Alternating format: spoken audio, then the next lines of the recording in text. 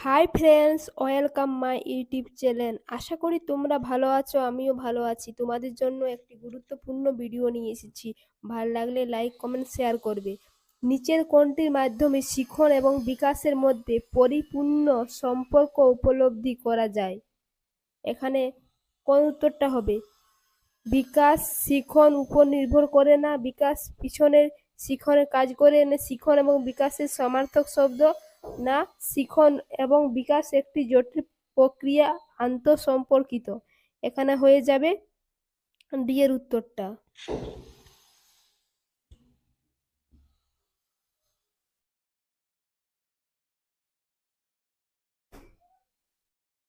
একজন শিক্ষণের কোন বিষয়ে বিভিন্ন বয়সী ছেলেমেয়েদের একটি শ্রেণীকক্ষকে সঠিকভাবে পরিচালনা করতে সাহায্য করে?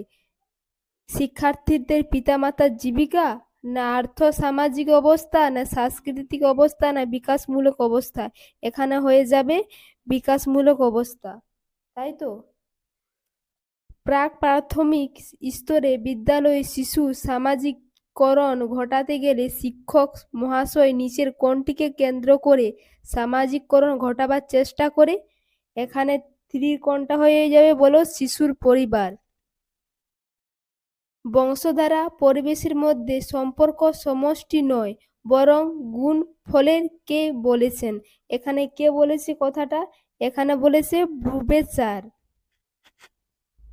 প্রাথমিক শিক্ষা স্তরে শিশুর কোহল বর্গের নৈতিক বিকাশের তন্ত্র অনুসারে কোন স্তরে অন্তর্ভুক্ত হবে? এখানে হয়ে যাবে উত্তর